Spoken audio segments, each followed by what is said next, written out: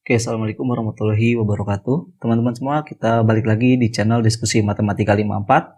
Dan kali ini kita akan melanjutkan materi kita mengenai turunan ya, atau aplikasi turunan. Kali ini mengenai fungsi naik, turun, fungsi turun ya, dan fungsi stasioner. Oke. Nah, sebelum kita mulai, silakan teman-teman semua di subscribe dulu channel Diskusi Matematika 54 supaya teman-teman semua akan selalu dapat updatean-updatean video tentang pembelajaran di SMA terutama ya. Oke, kita mulai saja.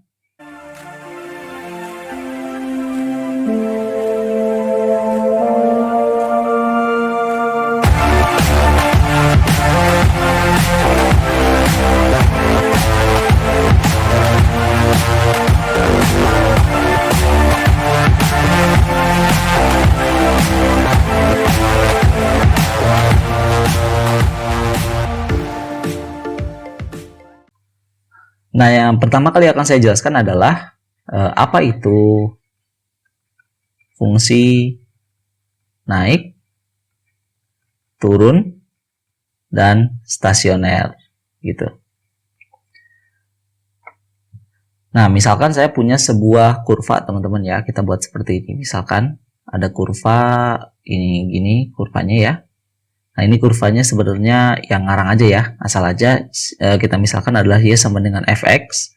Kemudian saya punya batasnya di sini ada puncak maksimum ya, ada puncak di sini kita sebut dengan titik A. Kemudian di sini ada puncak minimum, ini adalah titik B misalkan gitu x-nya ya. Oke. Sekarang kita akan perhatikan di sini bahwa keadaan kurva kalau kita pandang dari kiri ke kanan ya, ingat harus dari kiri ke kanan teman-teman ya, jangan dari kanan ke kiri. Dari kiri ke kanan, ya kita lihat di sini kurvanya adalah menanjak ya teman-teman ya. Jadi ibaratnya nih teman-teman ada di sini nih, gitu ya, ada di sini nih, ingin jalan ke arah kanan gitu. Berarti kan pertama di sini akan menanjak ya. Nah inilah yang disebut dengan fungsi naik teman-teman. Ya, inilah yang disebut dengan fungsi naik. Lalu setelah naik sini, kemudian dia berhenti sejenak di sini ya, di puncak berhenti sejenak. Jadi keadaan di sini tidak naik tidak turun. Nah disinilah disebut dengan stasioner. Nah gitu ya, stasioner. Ingatnya apa? Ingatnya ini stasiun aja ya. Stasiun kan tempat berhenti gitu. Jadi stasioner artinya dia keadaannya tidak naik tidak turun. Jadi dia istilahnya berhenti sejenak lah di sini gitu ya. Nah, kemudian setelah stasioner apa? Dia turun, teman-teman. Turun, ya. Kita perhatikan di sini turun terus. Nah, ini disebut dengan keadaan fungsi turun. Ya, fungsi turun. Oke, turun terus. Nanti akan ketemu dia dengan stasioner lagi. Ya, ini stasioner. Kemudian setelah sampai stasioner gimana? Naik. Gitu ya, naik lagi. Nah, jadi ada naik, ada turun, ada stasioner. Nah, inilah yang disebut yang akan kita bahas teman-teman ya, yaitu tentang fungsi naik, turun, dan stasioner. Nah, yang akan kita bahas di sini adalah bagaimana intervalnya gitu. Jadi kalau nanti ada yang nanya kapan fungsi fx turun, nah, maka jawabannya adalah pada interval A kurang dari X kurang dari B gitu ya. Nah, kan dari sini sampai sini kan turunnya ya. Dari sini sampai ke X-nya sampai ke sini gitu. Nah, kemudian kalau misalnya ada yang nanya kapan fungsi fx naik. Nah, naik itu berarti dari mana? Dari sini ya. Dari nggak tahu di mana, berarti ini adalah minta hingga, kita sebut X-nya ya, minta hingga.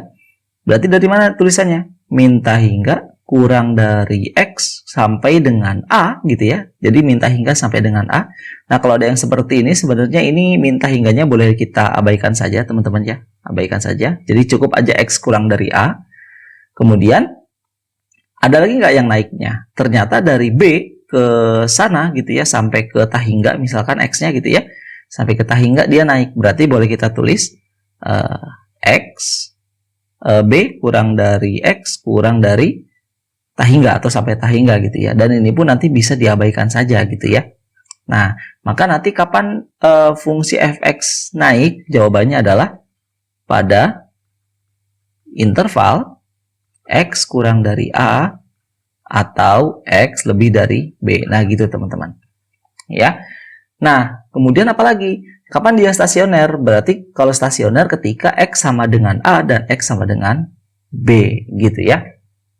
Lalu kemudian bagaimana cara menentukan, ya? Bagaimana cara menentukan interval fungsi naik atau turun. Nah, sebenarnya teman-teman saya udah pernah bikin video mengenai ini, cuman di video sebelumnya fungsinya berbentuk trigonometri ya, dan itu nanti akan agak rumit di finishing touch-nya, di penyelesaian akhirnya. Ini kita akan buat dalam fungsi yang aljabar saja ya. Nanti kalau ini udah paham, bisa nanti teman-teman semua tonton yang video yang fungsi trigonometri, nanti bisa nyambung gitu logikanya. Oke, sekarang bagaimana cara menentukan interval fungsi naik, turun, dan stasioner juga ya sekaligus. Caranya adalah kita gunakan turunan pertama, teman-teman. Analisa turunan pertama, gitu ya.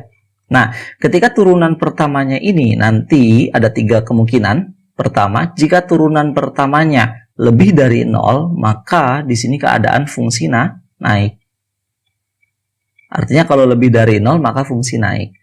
Kemudian kalau keadaan f aksen x sama dengan 0, maka dia disebut dengan fungsi stasioner. Gitu ya. Lalu, kalau f aksen x-nya kurang dari 0, maka disebut dengan fungsi turun. Nah, gitu ya. Yuk, kita mainkan contoh soalnya ya. Misalkan saya punya sebuah pertanyaan seperti ini. Sebuah fungsi fx-nya itu kita misalkan adalah x pangkat 3 min 6x kuadrat min 36x plus 5 misalkan gitu ya, turun pada interval berapa? Oke, pertanyaannya gini, jadi yang tanya adalah dia tuh kapan sih turunnya gitu ya. Nah, caranya adalah kita akan gunakan analisa turunan pertama, teman-teman. Jadi pertama, syarat fungsi turun itu adalah f aksen x kurang dari 0 gitu ya. Maka langkah pertama adalah ini kita akan turunkan dulu. Kita akan dapat f aksen x itu sama dengan 3x kuadrat min 12x min 36 kurang dari 0 gitu. Nah, kita akan bagi 3 semua, jadi x kuadrat min 4x min 12 kurang dari 0. Kita akan selesaikan dengan pertidaksamaan aljabar seperti biasa ya. Ini jadi x min 6, kemudian jadi x plus 2. Oke, maka di sini adalah x sama dengan 6, x sama dengan min 2. Sekarang kita akan buat garis bilangannya. Oke, di sini adalah min 2, di sini adalah 6. Lalu kita uji titik. Ya. Uji x sama dengan 0 gitu ya, masukkan ke dalam sini. Nanti jadi x min 6 dikali x plus 2. Kalau x-nya masukin 0 jadi 0 min 6 kali 0 plus 2, jadinya adalah min 6 kali 2 sama dengan min 12 gitu ya. Berarti negatif di sini. Maka x0, x yang ada 0-nya kan di sini x-nya ya. Maka daerah sini, daerah di antara min 2 sampai 6, kita akan sebut dengan daerah negatif gitu. Kenapa daerah negatif? Karena hasilnya di sini negatif gitu teman-teman ya. Oke, nah untuk uji titik ini sebenarnya teman-teman bisa ambil uji titik berapapun gitu ya, yang harus 0. Ini saya pakai 0 karena paling mudah saja gitu ya. Boleh diambil titik berapapun asal jangan min 2 sama 6 karena dia batas gitu ya. Oke, selanjutnya lompat batas, maka tandanya berubah jadi positif. Ini bagian positif, ini bagian positif. Gitu teman-teman. Nah, sekarang gimana cara analisanya? Ini saya hapus dulu teman-teman. Nah, yang diminta apa? Yang diminta oleh soal adalah dia fungsi turun, teman-teman. Artinya fungsi turun apa? F aksen x-nya kurang dari 0. Artinya kalau kurang dari 0 itu apa? Ambil yang negatif atau cari bagian negatif. Bagian negatif gitu ya. Nah, yang mana sih bagian negatif? Oh, dari min 2 sampai 6. Ya, maka di sini adalah fungsi turun. Gitu teman-teman. Nah, sebenarnya dari soal ini teman-teman, sekali kalian jalan, itu kalian bisa menemukan semuanya gitu. Bisa menemukan fungsi turunnya, fungsi naiknya, juga stasionernya. Lah gimana caranya? Kita perhatikan, kalau yang negatif ini adalah bagian fungsi turun, maka yang positif sebelah sini dan sebelah sini, ini pasti adalah fungsi naik gitu. Ya, ini pun adalah fungsi naik. Oke?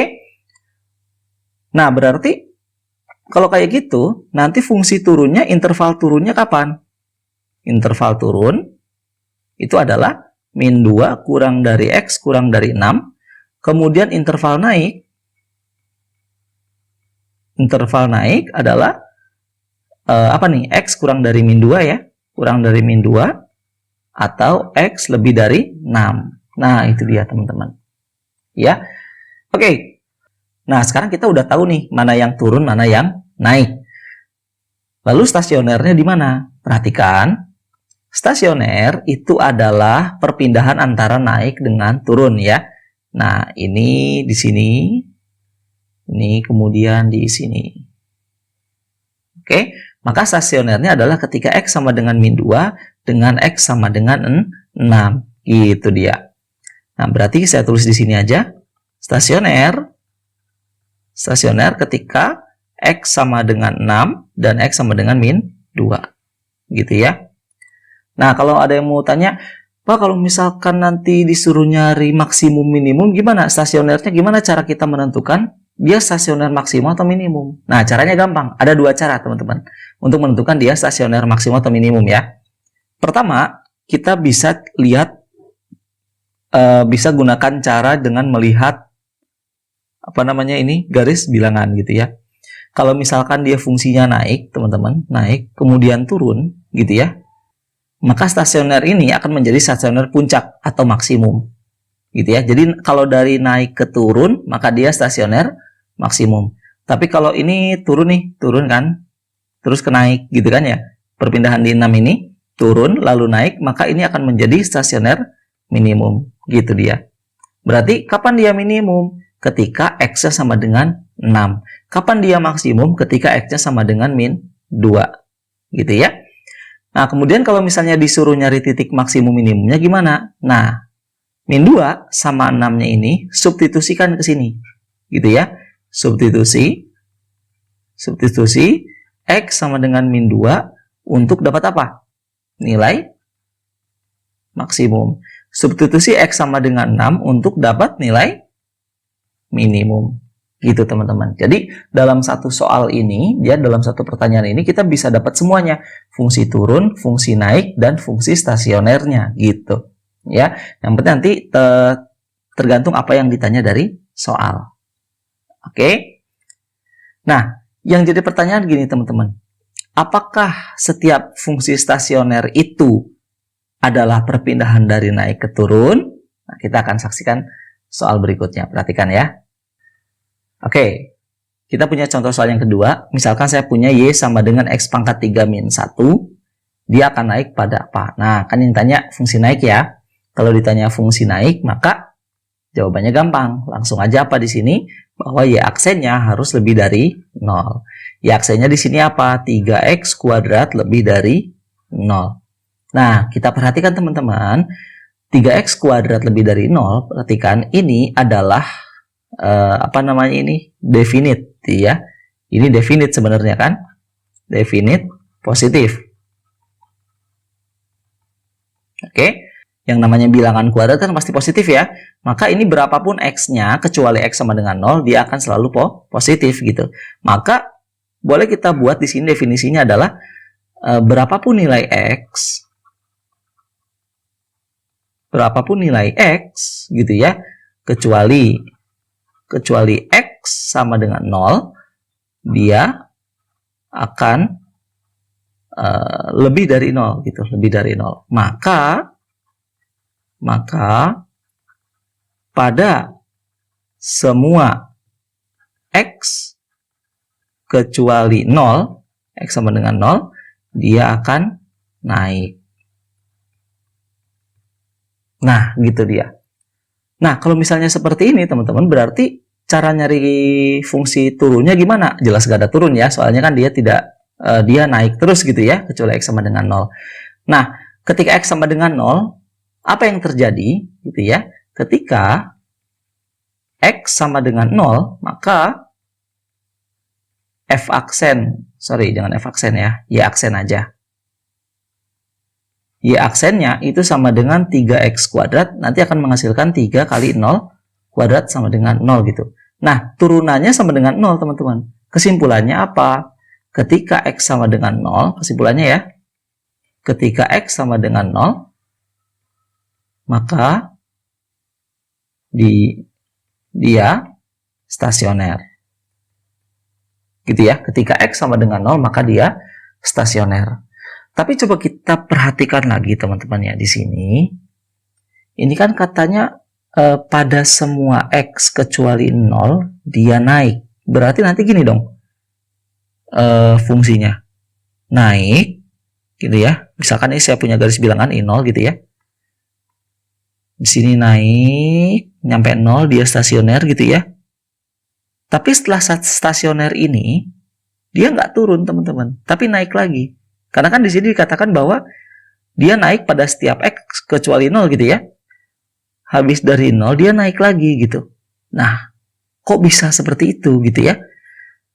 Nah, kalau misalnya ada kebingungan seperti ini teman-teman, coba kita cek turunan keduanya.